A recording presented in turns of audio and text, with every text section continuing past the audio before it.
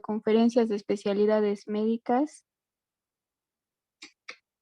El día de hoy vamos a tener un tema de pediatría. Por favor, las mismas recomendaciones de todos los días. Tengan en cuenta sus micrófonos estén apagados y las preguntas que les vayan haciendo durante la ponencia pueden hacerlas o dejarlas en el chat y serán leídas al final.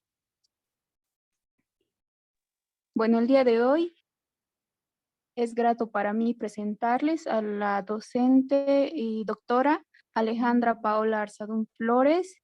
Para que conozcamos un poquito más de ella, les comento que ella realizó sus estudios como médico cirujano en la Universidad Técnica de Oruro, hizo su especialidad en pediatría en el Hospital Obrero de la ciudad de Oruro, en el Hospital Materno Infantil de La Paz y en el Hospital Garrahan de Buenos Aires. Actualmente es médico pediatra del Hospital Barrios Mineros y también docente de la materia de pediatría en la Universidad Privada de Oruro. El tema que la doctora nos va a presentar es reanimación neonatal y pediátrica. Doctora, la pantalla es suya y bienvenida. Muy buenas noches, muchísimas gracias por la invitación.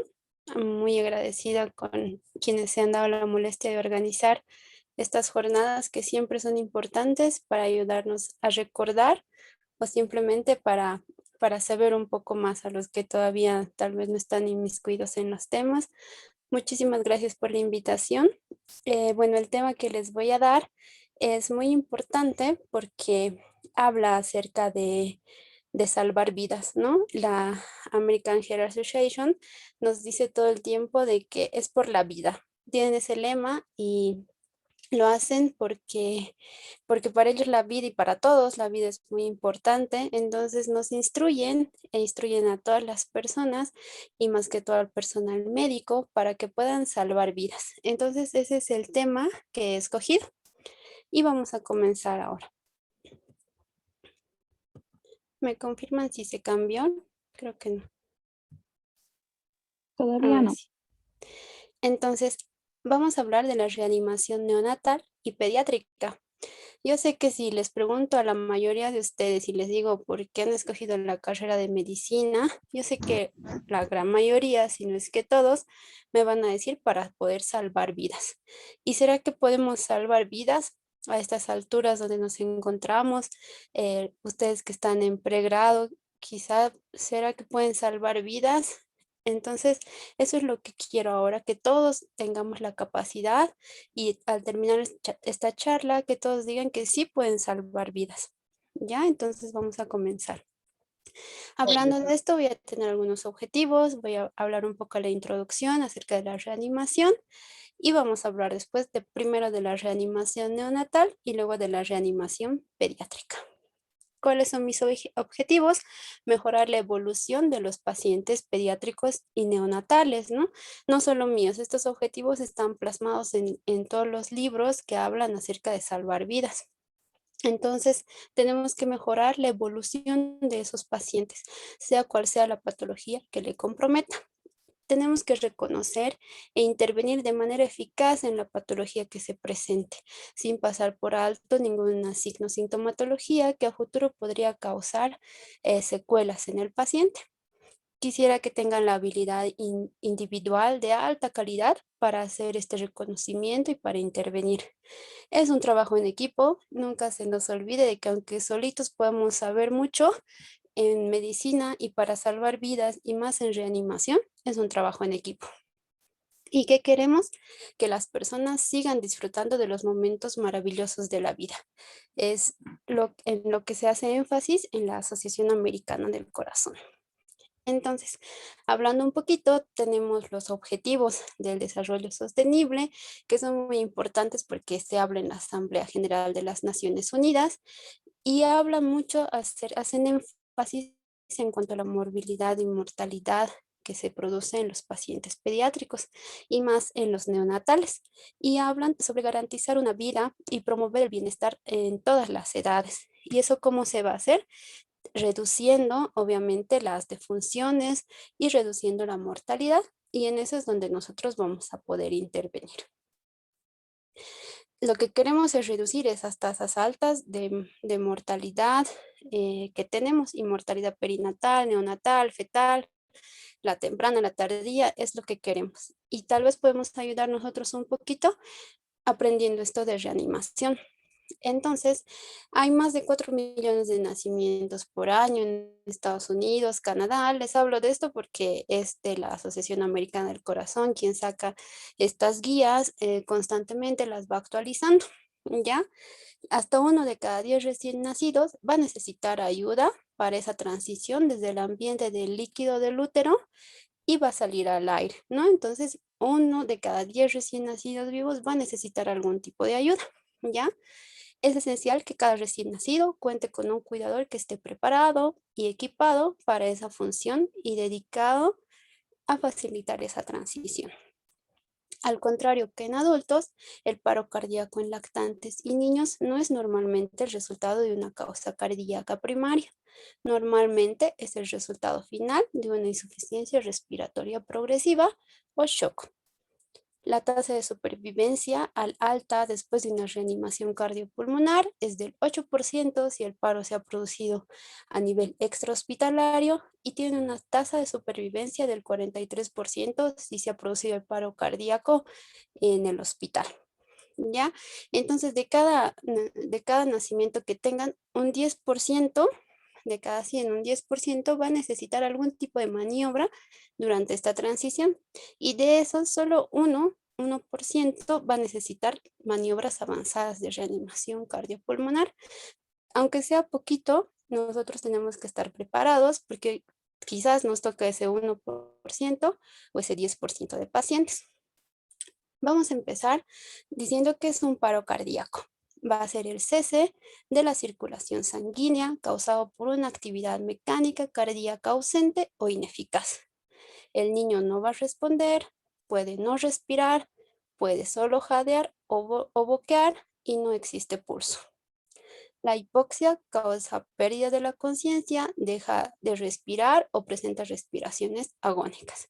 Entonces, básicamente, reanimación cardiopulmonar o un paro cardiorrespiratorio es alguna alteración ya sea a nivel del corazón o a nivel respiratorio, como lo dice su nombre.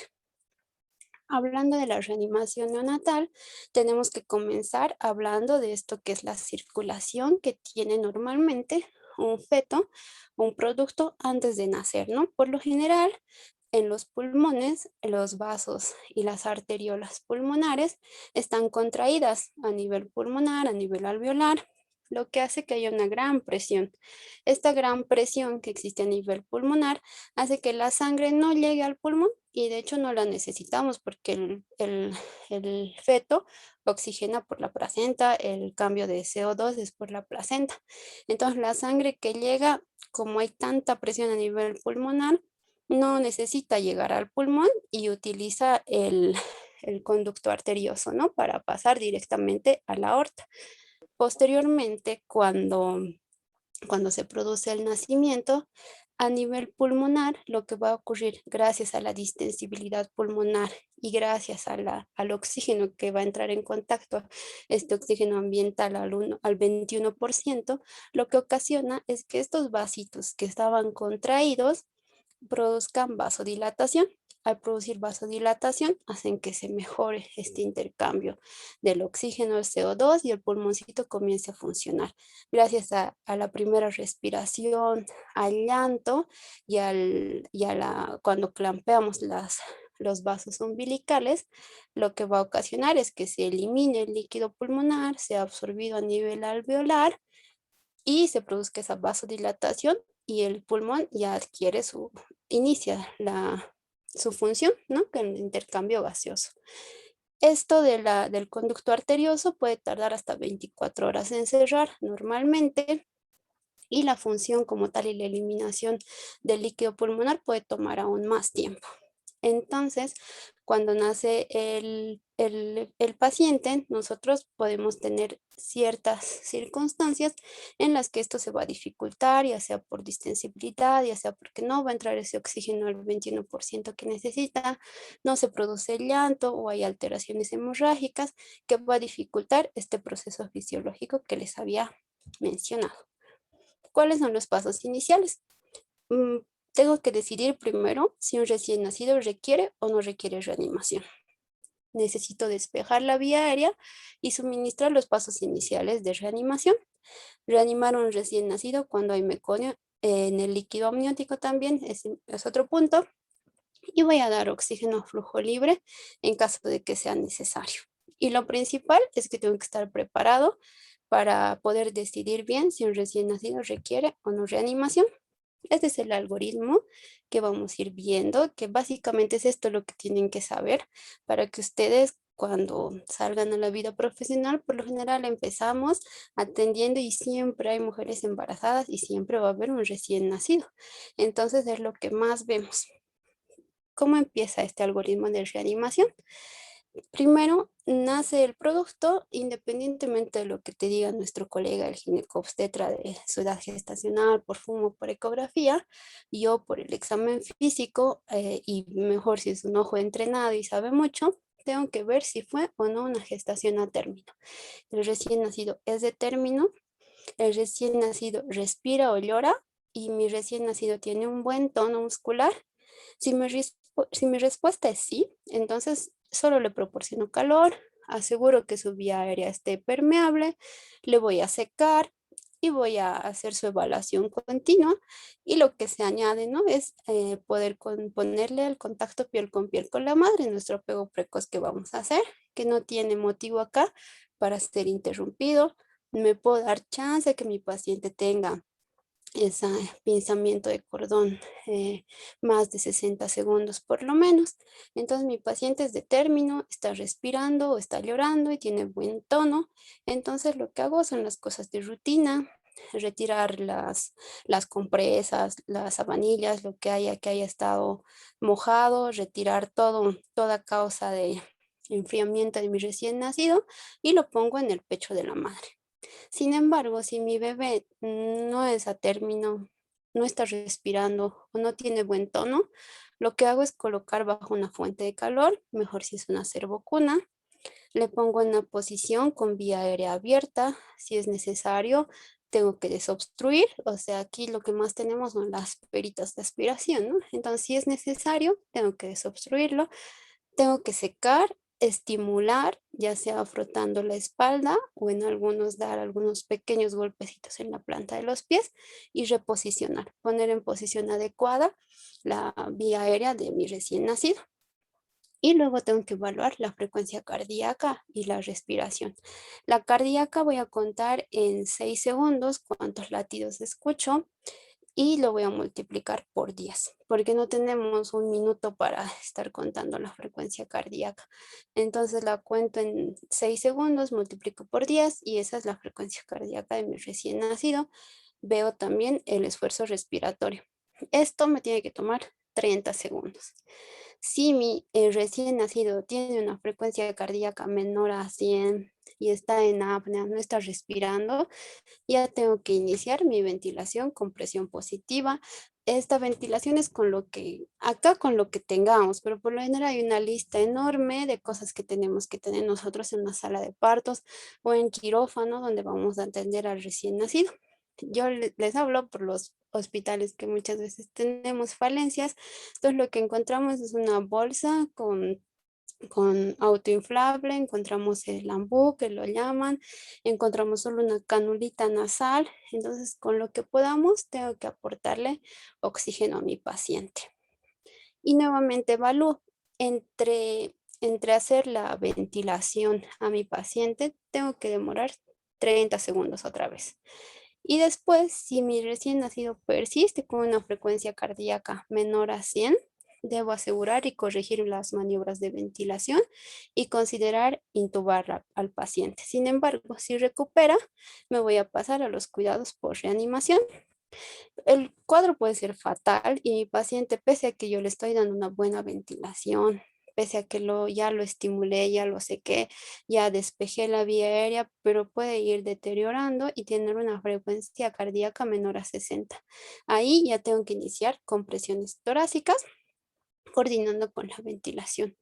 Tres compresiones, una ventilación. Si mi frecuencia cardíaca, pese a eso, está menor a 100, a menor a 60, debo administrar adrenalina. ¿Cómo es esta coordinación con la ventilación a presión positiva? Más adelante tengo imágenes, pero tienen que hablar fuerte y tiene que estar acompañando a alguien. Mínimo se dice que se necesita 4 personas para la reanimación, pero si somos realistas en nuestro medio, básicamente a veces solo está el pediatra, con suerte está el residente, con suerte está el interno y a veces nada. Y las enfermeras están ocupadas en la mamá muchas veces.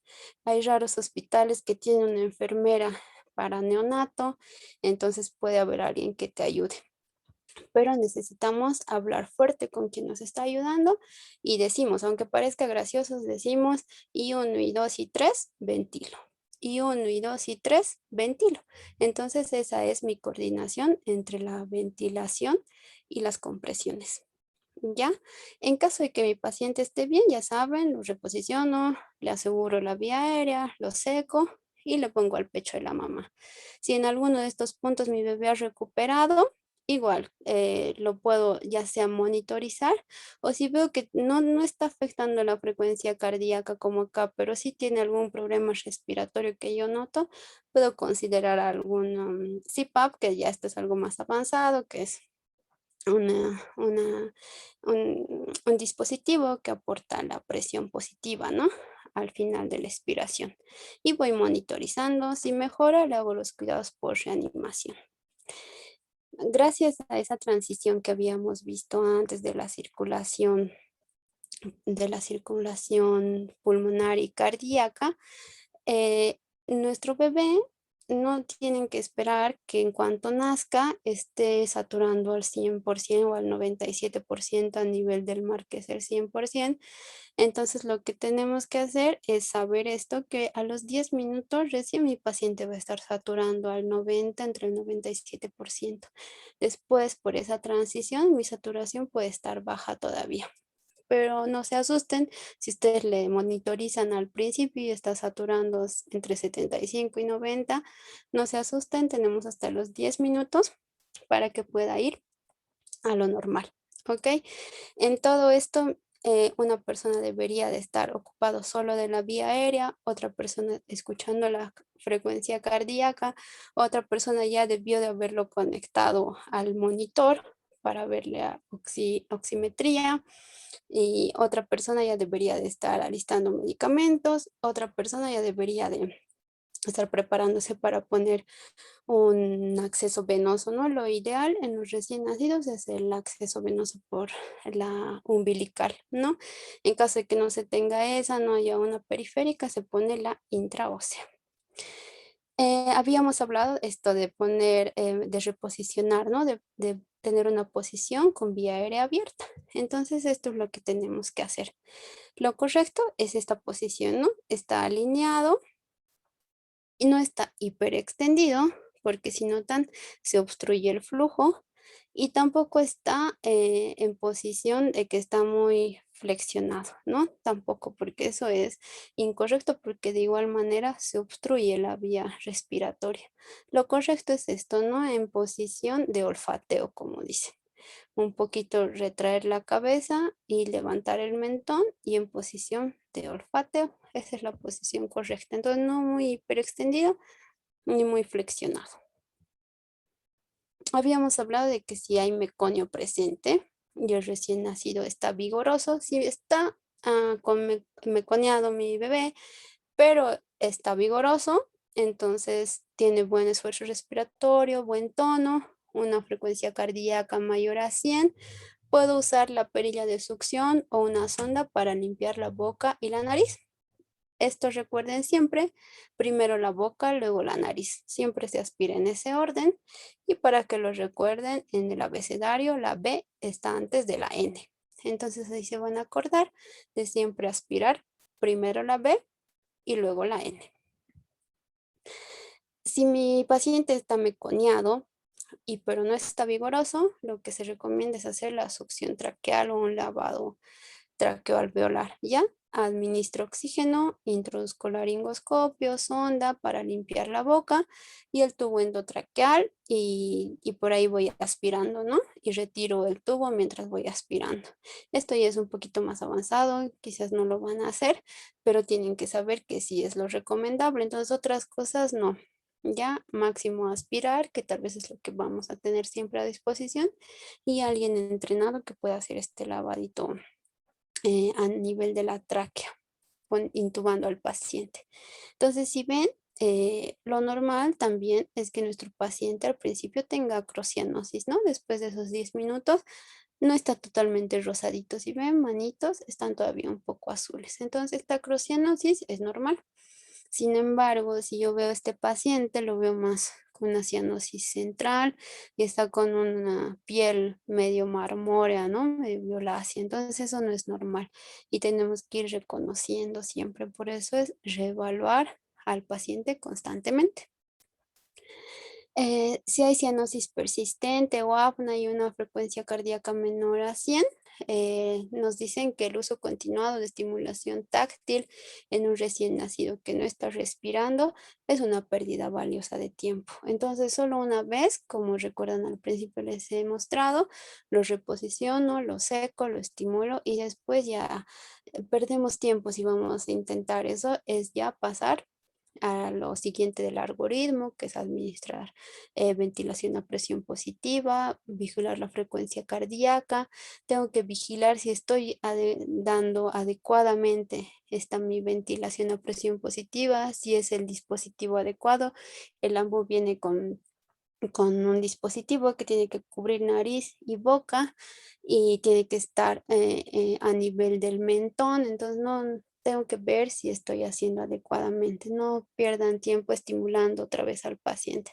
Tienen que tener en cuenta estos segundos valiosos que les había mostrado en el algoritmo de cuánto tiempo nos tiene que tomar, ¿no? Los primeros 30 segundos ya lo hice. Si los siguientes 30 sigue mal, inicio mi aporte de oxígeno y después voy evaluando esa su frecuencia cardíaca. El oxígeno a flujo libre es esta manera que le podemos dar, es lo que generalmente hay en los hospitales. Estos ya son dispositivos más avanzados, ¿no? Para monitorizar al paciente, que ojalá lo tuvieran en los hospitales donde vayan a trabajar. En lo del masaje cardíaco, bueno, el masaje cardíaco aumenta temporalmente la circulación, tiene que ser acompañado sí o sí de ventilación y debe utilizarse el oxígeno al 100%. La frecuencia cardíaca menor a 60 a pesar de ventilación positiva efectiva durante 30 segundos tengo que dar, ¿no? El masaje cardíaco. Entonces, como habíamos dicho, frecuencia cardíaca menor a 100, doy ventilación a presión positiva y luego vuelvo a evaluar y si mi frecuencia cardíaca está menor a 60, continúo con mi ventilación y además administro masaje cardíaco al ritmo que les había dicho. Y 1 y 2 y 3 ventilo. Tienen que hablar fuerte. ¿Cómo le doy el masaje cardíaco? Comprimo al corazón contra la columna. Esto hace que aumente la presión intratorácica y permite circular la sangre hacia los órganos vitales, incluyendo el cerebro. Se requiere 2 personas mínimamente para esto. Una persona comprime el tórax y la otra continúa dando la ventilación. ¿Cuáles son las técnicas? Las técnicas de las 2 pulgares, que es la preferida, es porque no se cansa mucho uno, y el mejor control de la profundidad de las compresiones, que es 1/3 del diámetro anteroposterior de la caja torácica. La técnica de los 2 dedos es mejor cuando uno tiene las manos chiquitas, porque tal vez con los 2 pulgares muchas veces no podemos, y entonces lo mejor es la técnica de los 2 dedos y permite el acceso al cordón umbilical para la administración de medicamentos. Entonces, ¿qué hago? Ubico los dedos en la parte baja de la caja torácica hasta que localice el apéndice sifoides. Coloque sus dedos o pulgares sobre el esternón, arriba del apéndice sifoides, sobre la línea que conecta los pezones. Entonces, a ese nivel voy a poner ya sea los 2 dedos o voy a poner los otros dos dedos de una sola mano, ¿no? Dependiendo qué técnica utilice, si utilizo la técnica de los 2 pulgares o utilizo la técnica de los 2 dedos, dependiendo a cuál me resulte más fácil, porque es cansador, aunque no parezca, es muy cansador. Los pulgares van a comprimir el esternón y los dedos dan apoyo a la espalda, ¿no? Los otros 4 dedos se van a la parte posterior.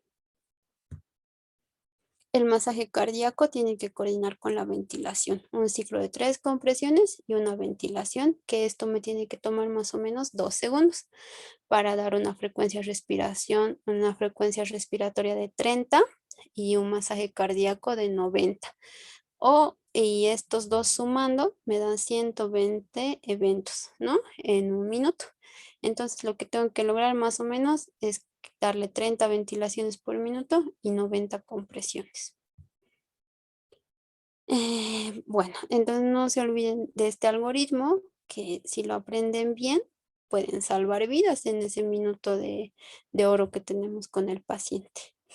Algunas cositas que tal vez pueden ayudarles. Si tienen tal vez a disposición o el médico que está a cargo les dice que alisten un tubo, más o menos estos son los tamaños de los tubos de acuerdo al peso del paciente y la longitud que se debe introducir el tubo, ¿no? El tubo endotraqueal. Entonces, más o menos los parámetros para que les sirva. Y después la adrenalina también, que es algo frecuente que muchas veces necesitamos y no saben cómo se prepara. Entonces, una ampolla de adrenalina, por lo general, o todas las ampollas vienen de 1 miligramo en 1 ml. Y lo que tengo que hacer yo es diluir. Entonces, ¿cómo lo diluyo? Le pongo una ampolla o 1 ml de adrenalina y le añado 9 mililitros de solución fisiológica. De esta dilución que tengo, entonces cuando les digan, si la enfermera no sabe, porque no es delito no saber, cuando no estamos entrenados o no nos pasa frecuentemente, o quizás se nos olvida, no es delito decir no sé. Entonces ustedes pueden ayudar y decirle, Lisen, prepare 1 ml de adrenalina y lo pone hasta 9 de suero fisiológico. Y después de esta dilución le vamos a dar de 0,1 a 0,3 mililitros por kilogramo de esta solución si es endovenosa. Y si es por vía endotraqueal, si ya está intubado el paciente, de 0,3 a 1 ml por kilogramo le podemos dar, que me equivaldría a la dosis en miligramos, que es de 0,01 miligramos a 0,03 miligramos por kilogramo. Entonces, esta es la dosis de adrenalina que se usa, pero para que sea mucho más fácil, hacemos esta dilución y de esta lo dosificamos en mililitros, de 0,1 a 0,3 mililitros por cada kilogramo de peso que tenga mi paciente. Y le aplicamos ya sea por vía endovenosa o por el tubo endotraqueal. Hasta aquí todo bien. Continuamos. Nos toca ahora la reanimación pediátrica. Sí, ¿no? Todo perfecto. Se escucha bien y todo, ¿no? Sí, doctora. Perfecto. Entonces vamos a continuar con la reanimación pediátrica. Es más o menos la cadena de supervivencia que se sigue, ¿no? Hay que hacer el reconocimiento y prevención tempranos en caso de que haya un paro cardíaco intrahospitalario, que es frecuente y sería bueno estar preparados. Como les digo, hacer un reconocimiento y puedo prevenir también. Eso es vigilando constantemente al paciente. En caso de que se produzca el paro, activo la respuesta de emergencias. En muchos hospitales hay los botones que se aprieta y uno ya sabe. En otros simplemente hay gritos y ya te avisan que el paciente esté en paro. Si tú estás ahí y mientras los otros piden ayuda, tú tienes que iniciar la reanimación de alta calidad. Después, si es necesario una reanimación avanzada, los cuidados post-paro cardíaco y el paciente a recuperación. Si es un paro cardíaco extrahospitalario, también tenemos que prevenir, por ejemplo, en los accidentes automovilísticos, siempre con el cinturón de seguridad. Construcciones donde les dejan muchas veces a los bebés y en sus carriolas, en sus andadores y se caen desde alturas, esas cosas también tenemos que prevenir.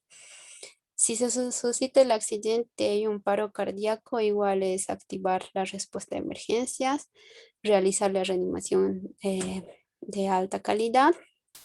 Y si llamamos a la ambulancia, y ya va a ser la reanimación avanzada, en el hospital será los cuidados postparo cardíaco y la recuperación. En muchos otros países hay sitios donde hay desfibrilador externo y hay señalización donde para tú hacer este llamado de emergencia puedes ir si sigues la ruta por las flechitas, y también encuentras un desfibrilador externo automático. También está ahí en las calles, como en los lugares donde hay los extintores para incendios. En otros lugares no solo hay eso, también hay ese desfibrilador externo automático que nos puede servir para salvar vidas, como vamos a ir viendo más adelante. ¿Cuál es el algoritmo en situaciones de paro cardíaco? Lo primero que tienen que hacer, imagínense, estén donde estén, imagínense que están en la carretera, se deslizó, qué sé yo, el cerro, muchas veces pasa, ¿no? Lo primero que ustedes van a hacer es confirmar la seguridad de la escena. Es decir, confirmar de que ustedes no se van a convertir en víctimas también, ¿no? Porque si pónganse que es un lugar o con un precipicio cerca, que no está muy firme el suelo, y ustedes por salvar a una persona van y ustedes también se pueden caer o sucede algo. Entonces, lo primero es confirmar la seguridad de la escena para que ustedes no se conviertan en víctimas también. Está todo tranquilo, digamos, y encuentran a un paciente. La víctima no responde, pedir ayuda en voz alta a las personas que se encuentren cerca. El primer reanimador va a permanecer al lado de la víctima. El segundo reanimador activa el sistema de respuesta de emergencias y trae el DEA y el equipo de emergencias. Como les decía, esto de traer el DEA en otros países es muy fácil porque hay sitios donde está la señalización y está ahí a disposición en la pared, y uno lo saca y trae. En muchos lugares esto es imposible. Y aquí el primer reanimador serían ustedes y el segundo sería, digamos, otro pasajero del accidente, y tiene que llamar por teléfono, buscar ayuda, cosa de que venga la ambulancia y que traiga ya los dispositivos. Y mientras tanto, ustedes se quedan al lado del paciente y van a comprobar si la víctima no respira o solo jadea o boquea, y comprobar el pulso al mismo tiempo. Se detecta el pulso con certeza al cabo de 10 segundos. Eso nos preguntan. Sí, digamos que mi paciente tiene pulso, pero no respira con normalidad. Entonces lo que tengo que hacer es proporcionar una ventilación de rescate. Antes de esta era del COVID, lo que podíamos hacer era darles esa respiración de boca a boca, ¿no? Ahora en esta era del COVID eso de pronto que ya no se puede usar. Hay dispositivos para la vía aérea, esas mascarillas que han visto que venden solo eso para los reanimadores y para cualquier persona que quiera reanimar. Entonces un médico tiene la obligación de llevar eso siempre en su bolsillo, y en caso de que se produzca un accidente, en caso de que haya una persona en paro cardíaco, tiene la oportunidad de usar este dispositivo y por lo menos ofrecerle su oxigenación al 21%, ¿no? Mientras llegan los demás equipos o mientras llega la ambulancia. Y se añade compresiones si el pulso está menor a 60, y se activa el sistema de respuesta de emergencias, ¿no? Y se continúa con la ventilación de rescate. Algo que se actualizó el 2020 respecto a esto era que antes se decía que se daba una ventilación cada 3 a 5 segundos, cuando solo está comprometida la respiración. El corazón, digamos que está bien, hay pulso, está bien perfundido, todo. Entonces, lo que está comprometido es la respiración porque está jadeando o está boqueando. Antes se decía que se debía dar una ventilación cada 3 a 5 segundos. Hoy en día, lo que actualizó el 2020 es de que se debe dar una ventilación cada 2 a 3 segundos para otorgar una frecuencia respiratoria de más o menos 20 a 30. Entonces eso es lo que se actualiza en esta parte, ¿no?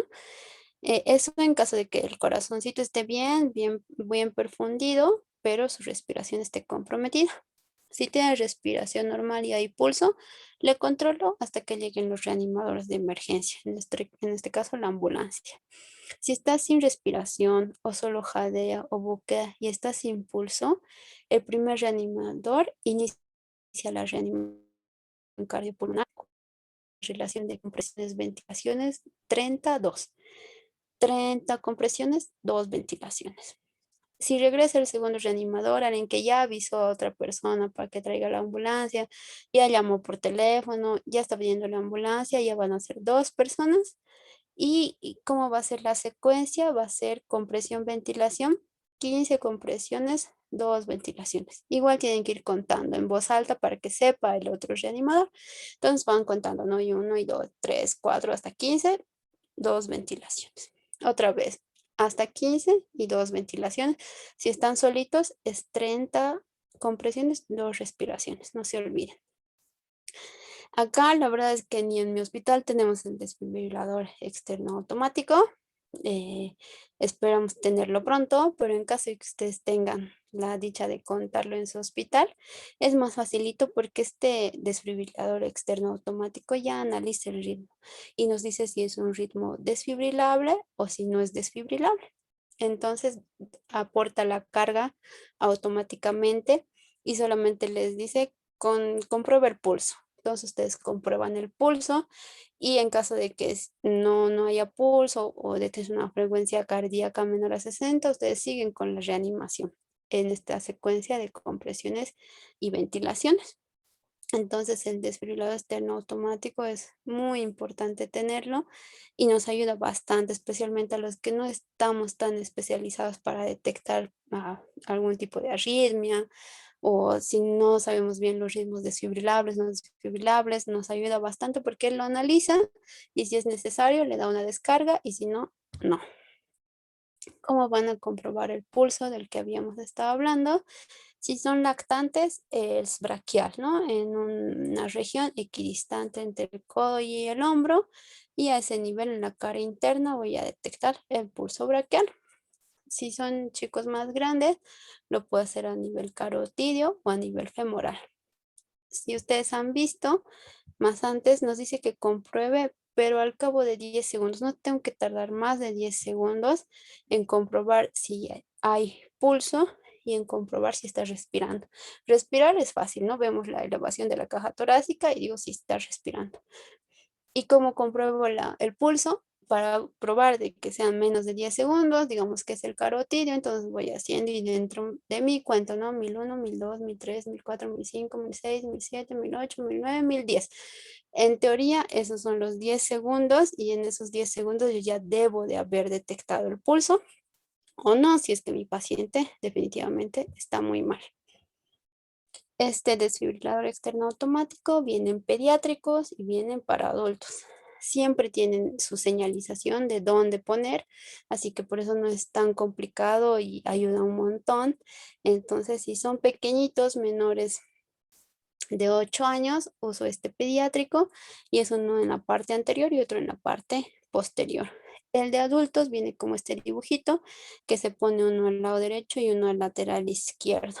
Este es el desfibrilador, que es un aparato sumamente chiquito. Solamente se necesita prender, conectar bien y después ya te dice qué hacer. Te dice el ritmo desfibrilable, no desfibrilable, proporcionando descarga, todo te va diciendo. En caso de que mi paciente sea pediátrico y solo tenga estas paletitas para adulto, igual puedo usar. Algunos DEA tienen acá un botón que está para pediátrico o adulto y algunos no. Entonces no se preocupen de usar uno para adulto en un paciente pediátrico. Y de poner también los parches, no se preocupen de que si es pediátrico, de usar uno de adulto, no. Lo que sí asegúrense de que no choquen ambos, ¿no? La superficie puede ser más pequeñita, la superficie torácica de un paciente pediátrico, y si en la indicación nos dice que pongamos los dos adelante, pero están chocando, están muy cerca, mejor lo pongo uno adelante y uno atrás, ¿ya? En caso de que sea estos parches de los adultos. Y después no se preocupen, quizás la descarga va a ser más fuerte, pero es mejor a no darle nada. Y si es un paciente adulto y solo tiene para descargar para pacientes pediátricos, sí, ahí no nos va a servir. La descarga posiblemente va a ser insuficiente para poder ayudar a ese paciente adulto. ¿Qué más? El algoritmo para esta reanimación es igual. Tengo que tener mi impresión inicial, que vamos a comentar más adelante. Si el niño no responde o no es necesaria una intervención inmediata, entonces pregunto, ¿no? ¿El niño no responde o es necesaria una intervención inmediata? No, porque está bien. Entonces el niño, me pregunto otra vez, ¿el niño presenta una afectación grave de la vía aérea, respiración o perfusión? No. Entonces otra vuelta evalúo, identifico, intervengo. Pero si mi paciente no responde y necesita una intervención inmediata, lo primero es pedir ayuda. Activo el plan de respuesta de emergencia según corresponda. Si están en el hospital, le dirán a alguien que avise, apretarán el botón o le dirán a la enfermera. Si están solos, llamarán por el teléfono, algo. Desactivar el sistema de respuesta de emergencia.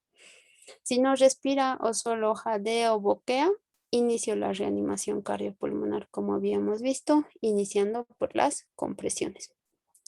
Si el niño respira y tiene pulso, entonces después de haberlo controlado otra vez, nuevamente me voy a evaluar, identificar, intervenir. Si no respira o pulso, abro y mantengo la vía aérea, comienzo la ventilación de rescate que habíamos hablado y administro oxígeno cuando se encuentre disponible y lo conecto a un monitor y pulso oxímetro. Esto es lo más importante, conectarlo siempre a un monitor. Digamos que el pulso es menor a 60, con mala perfusión a pesar de la oxigenación y ventilación. Inicio mi reanimación cardiopulmonar, iniciando por las compresiones.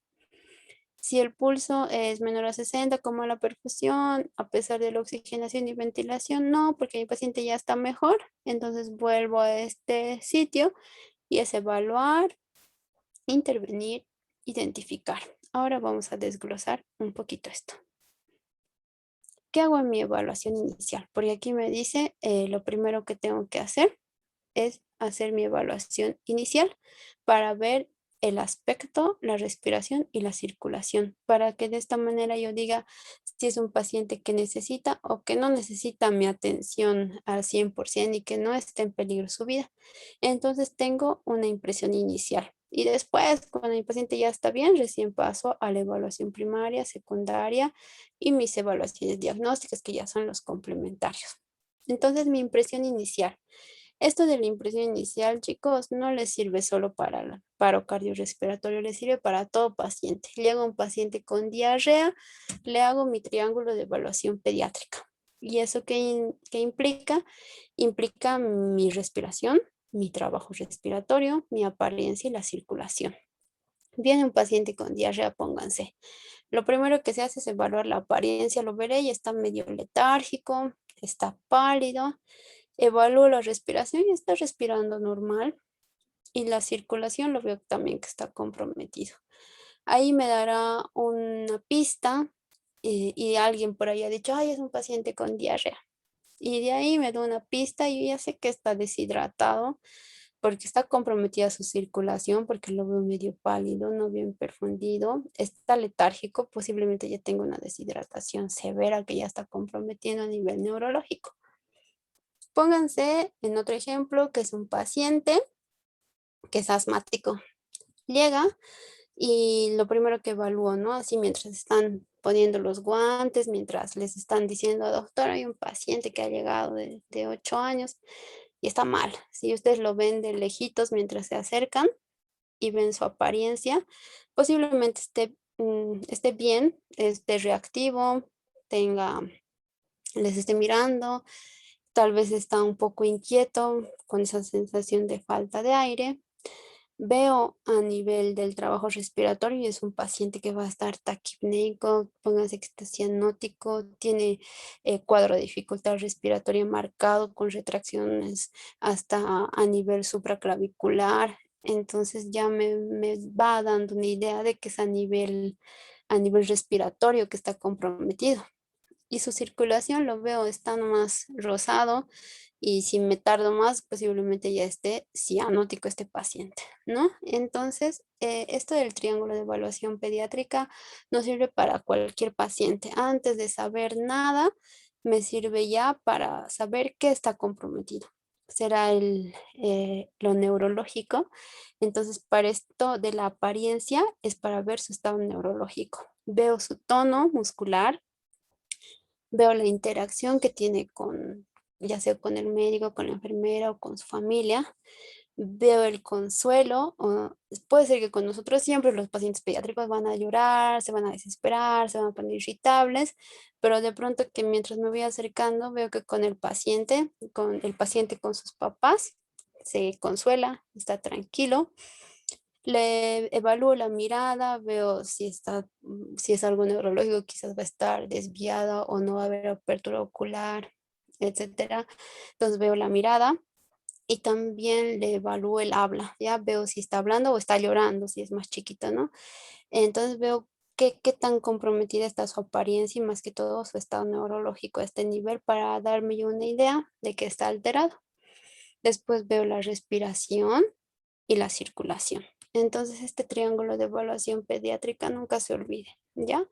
Para que de entrada, sin saber mucho del paciente, usted les dé una idea de qué está mal en el paciente y cómo van a intervenir.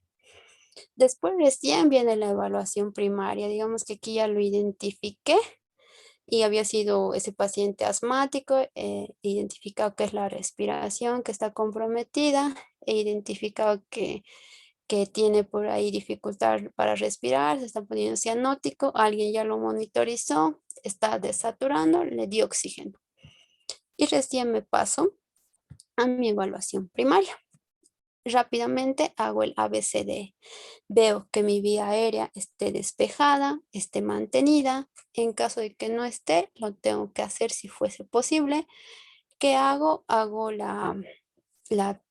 Puedo hacer dos maniobras, ¿no? Uno para poner es la tracción de la mandíbula. Imagínense que es un accidente de tránsito, que no está respirando bien, pero su vía aérea veo que si hago algo puede ser que respire, entonces lo que hago es la tracción mandibular.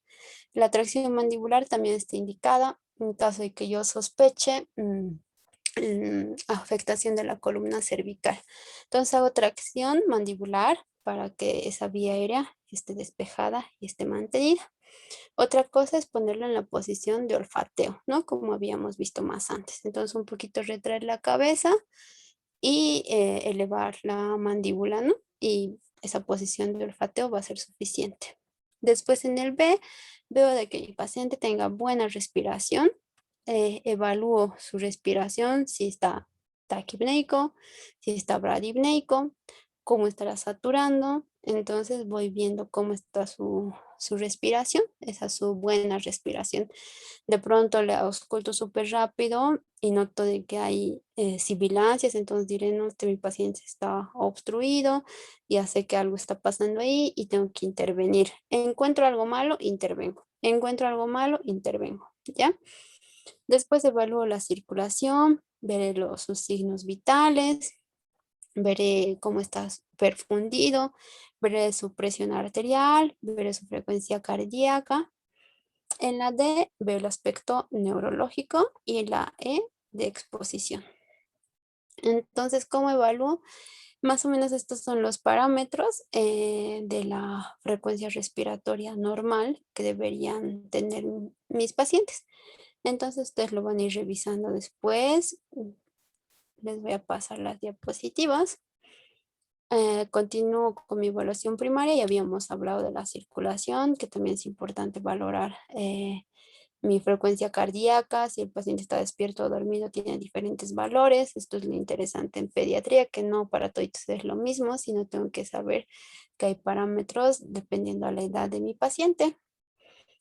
Para hacer esa mi evaluación primaria en circulación, igual tengo que ver los pulsos, ¿no? Centrales y periféricos, tengo que ver cómo están y los lugares donde puedo tomar, femoral, braquial si son pequeñitos, carotidio si son más grandes, axilar.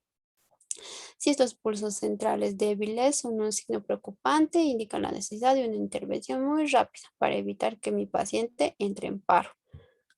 Después sigo evaluando la presión arterial, también tiene sus maniobras para tomar primero y después también tiene sus parámetros para ver si está normal. o si está tal vez ya entrando en hipotensión. Pero esto solo nos sirve así como de emergencia. Después, cuando midan la presión arterial de un paciente normal que lo están estudiando por otra cosa, hay otras tablas que están en función de la talla. Entonces, eso es distinto, ¿ya? Esto sí nos sirve para el caso de una emergencia. Otro que nos sirve para emergencia es ver la hipotensión por edad de acuerdo a la presión arterial sistólica. Si es un neonato, digo que ya está su presión, ya está bajando o está entrando en hipotensión cuando la sistólica está menor a 60 milímetros de mercurio. En lactantes, digo cuando su sistólica está menor a 70. En niños más grandes hay una fórmula porque muchas veces ese momento no podemos tener de memoria cuánto sería su presión sistólica. Entonces hay esta fórmula muy interesante que es la edad en años por 2 y le sumo 70. Si está menor a eso, igual digo que está entrando en hipotensión, ¿no? De que tiene hipotensión. Y si mi paciente tiene más de 10 años, si está menor a 90 la sistólica, igual digo que está en hipotensión, entonces ya sé que se está comprometiendo la circulación. A nivel neurológico, cuando habíamos hablado de la BCD en el D, a nivel neurológico, sí se puede evaluar con la escala de Glasgow modificada para pacientes pediátricos, pero nos puede tomar un poco más de tiempo y quizás algunos de ese momento no lo recuerden tan bien, ¿no? Y no tengan una tablita a mano. Otra escala que nos ayuda es esta ABDI, ¿ya? Para que lo recuerden, es otro mnemotécnico. Entonces, si mi paciente está alerta, equivale a un Glasgow de 15. Si mi paciente solo responde a la voz, equivale a un Glasgow de 13. Si responde solo al dolor, me equivale a un Glasgow de 8. Y si está inconsciente, 6 o menos, ¿no? Entonces, alerta, mi niño está despierto, está activo, responde correctamente a los cuidadores y a los estímulos externos.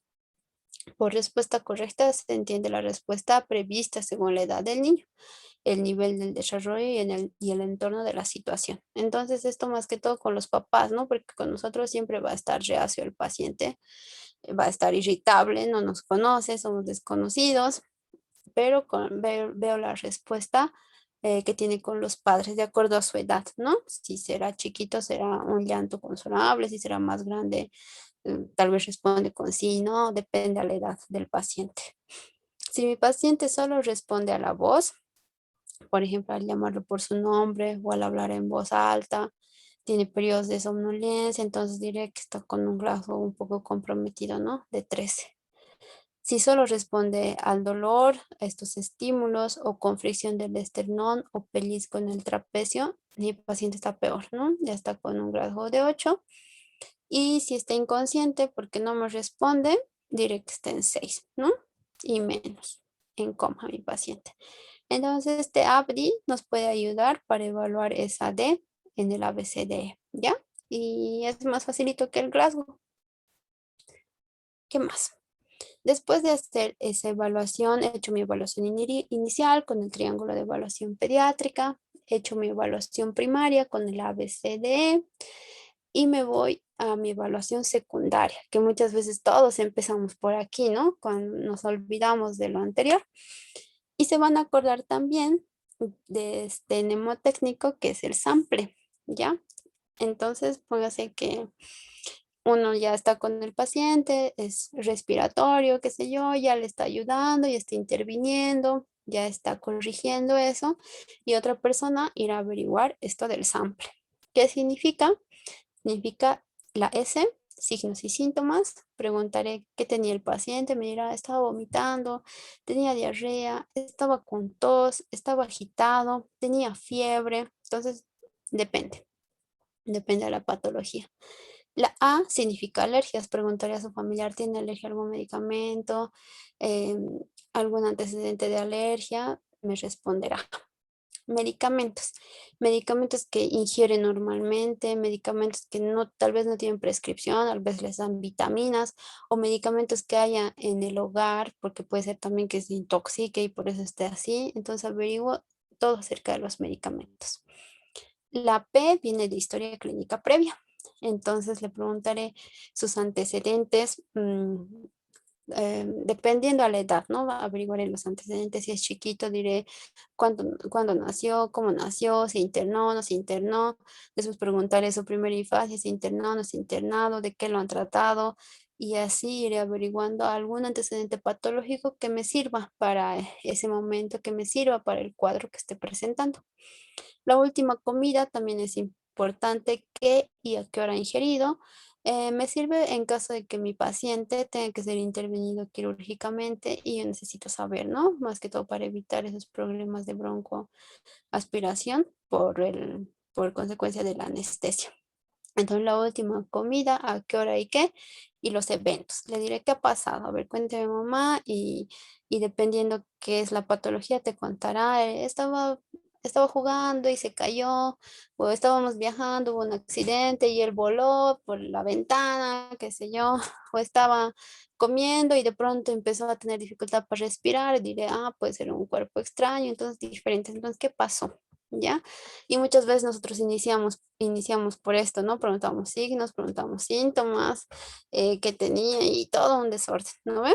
Entonces, como les decía, esto de la reanimación no me sirve solo para este momento, sino me sirve desde el momento en que yo entro en contacto con el paciente, haciendo mi evaluación del triángulo pediátrico, mi evaluación primaria, mi evaluación secundaria y después la terciaria, que ya son los exámenes complementarios.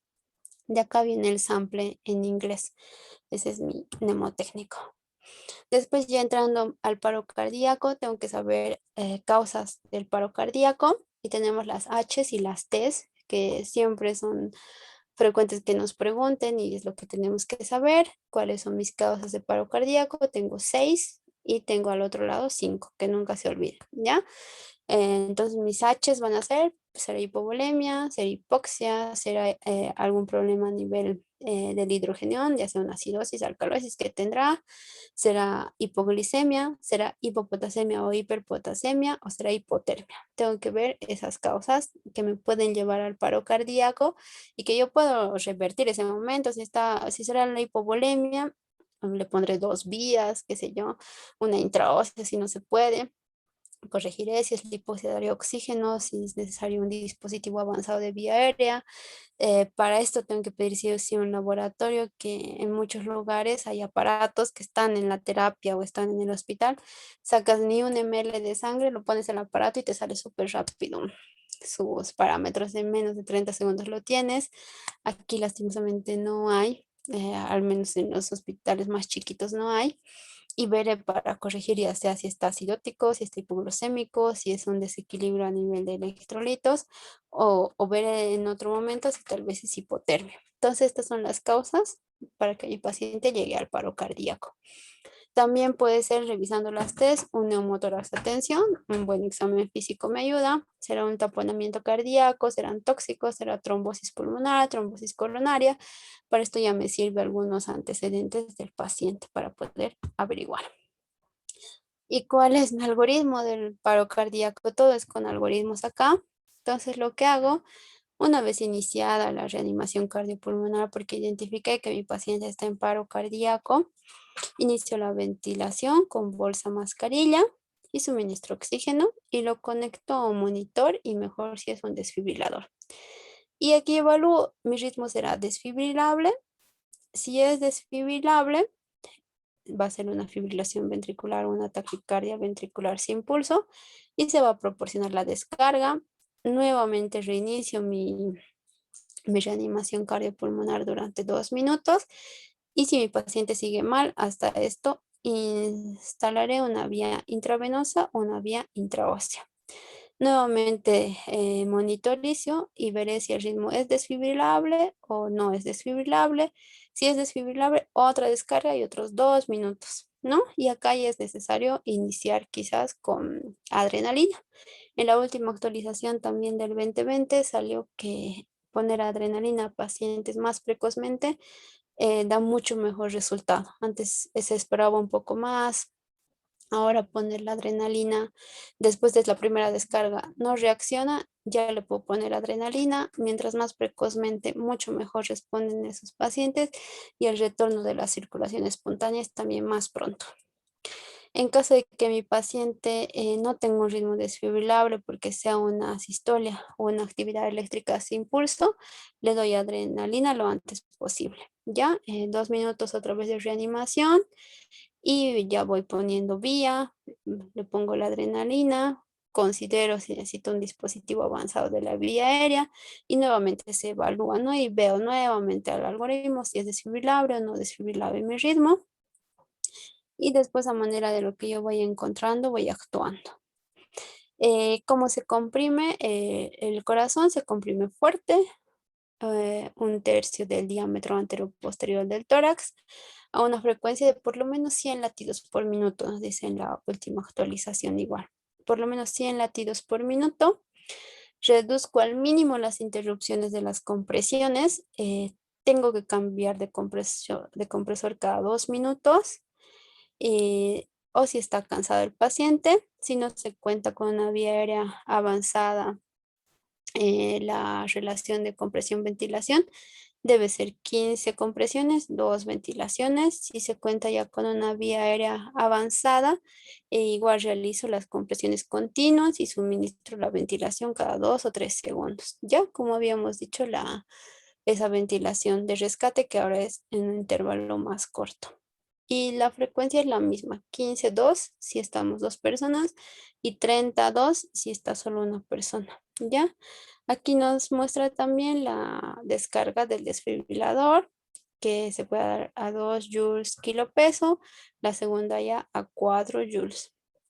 Nos muestra en este lugar también la administración de adrenalina que ya les había mencionado, la vía intraósea, que es otro tema aparte, con agujas especiales que se puede poner en un paciente, en la tibia distal, puede ser a nivel fémur, a nivel de la espina ilíaca. Y luego nos menciona, nos recuerda la intubación endotraqueal, que ahora ya ha salido otra actualización con la secuencia rápida de intubación por esto del COVID. Y nos recuerda nuevamente en este algoritmo las causas reversibles del paro cardiorrespiratorio. No se olviden nunca de las H's y de las T's. Este es un esquema de cómo nos podríamos acomodar. Mi paciente en paro, quien está encargado de la vía aérea va a este nivel.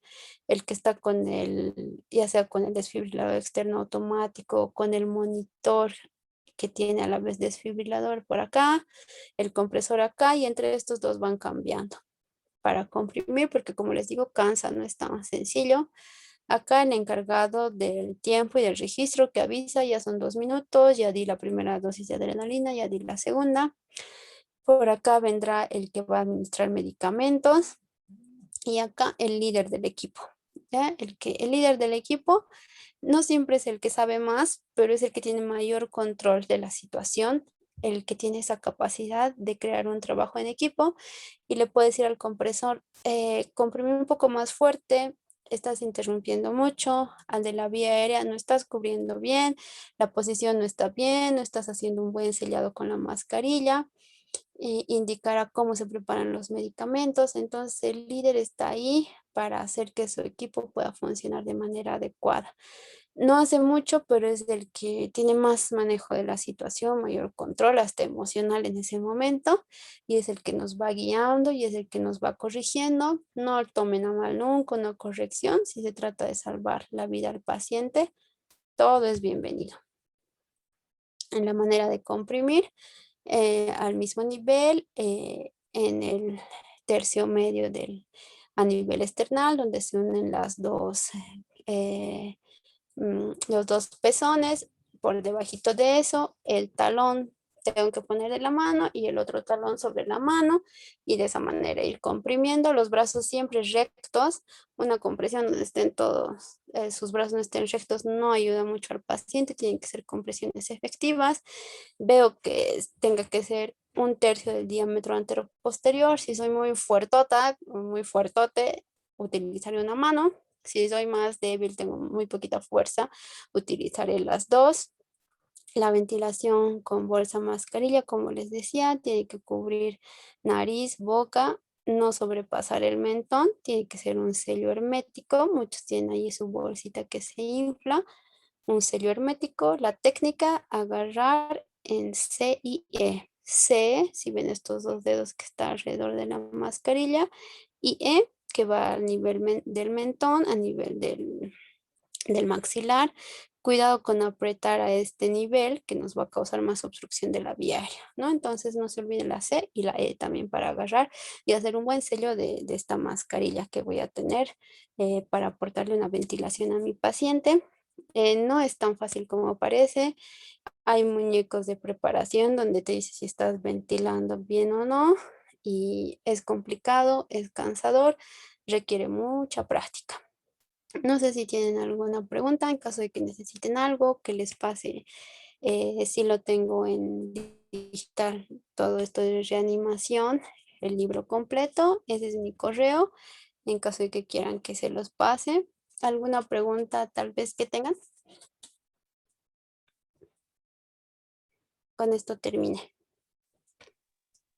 Gracias, doctora.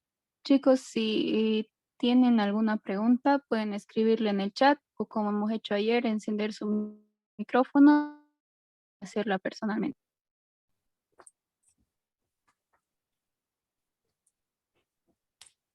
Bueno, espero de verdad, mientras hacen sus preguntas, si la hay, y si tienen miedo, igual y me pueden escribir, yo les respondo, no hay problema. Espero que les sirva y es algo que todos deberíamos de saber, incluso en nuestra casa, para saber qué tengo que hacer. En otros lugares, a todo paciente que ha entrado a terapia, que va a salir de alta, pero digamos que es portador de traqueostomía, tiene una enfermedad pulmonar importante, cardíaca, alguna malformación, o un paciente que simplemente le dio un paro y ya se corrigió, era algo metabólico, qué sé yo.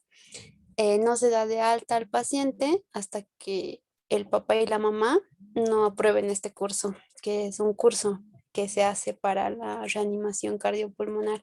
Entonces no se da de alta al paciente hasta que el papá y la mamá aprueben el curso. Y debería de ser así. Nosotros, lamentablemente, ni nosotros hacemos los cursos de manera rutinaria, que la AJA recomienda hacerla cada 2 años para actualizarnos, para no perder la práctica. Recomienda también que en los hospitales, en las universidades, tengamos que hacer simulacros constantemente para después poder salvar vidas, porque como les decía, no es tan fácil saberlo, es otra cosa y practicarlo es totalmente diferente. Estos cursos no los dan en todas las ciudades. Espero que ustedes tengan la oportunidad de hacerlo. El BLS es el soporte vital básico, que nos sirve para adultos y niños. Después te abre eso a que hagas este PALS, que es ya el soporte vital pediátrico avanzado. Hay el ATLS, etcétera, donde ya pueden ir haciendo ustedes dependiendo a qué rama se van a ir abocando.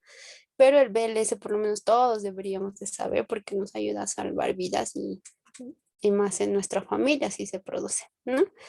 No sé si hay preguntas, si no, con eso terminé. Sí, doctora, creo que ha quedado bastante claro. Muchas gracias. Ahí hay unos mensajes de agradecimiento. Y bueno, muchas gracias, doctora, por su tiempo, por su colaboración y tal vez en futuras actividades también nos gustaría que acepten la invitación. Gracias. Sí, Muchísimas gracias a ustedes, felicidades por la iniciativa y yo estoy predispuesta siempre a poder colaborar con un poquito. Muchísimas gracias, que tengan buenas noches todos. gracias, doctora. Y para los participantes,